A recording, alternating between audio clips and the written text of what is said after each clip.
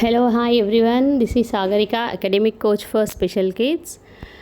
Don't judge a book by its cover. మనం చాలామందిని వాళ్ళ ఫిజికల్ అపియరెన్స్ చూసి, వాళ్ళ డ్రెస్సింగ్ చూసి, వాళ్ళ మెయింటెనెన్స్ చూసి చాలామందిని మనం జడ్జ్ చేస్తూ ఉంటాము. మంచి డ్రెస్సింగ్, కాస్ట్లీ డ్రెస్సింగ్ వేసుకొని కాస్ట్లీ మెయింటెనెన్స్ చేసినంత మాత్రాన వాళ్ళు రిచ్, గ్రేట్ అని కాదు.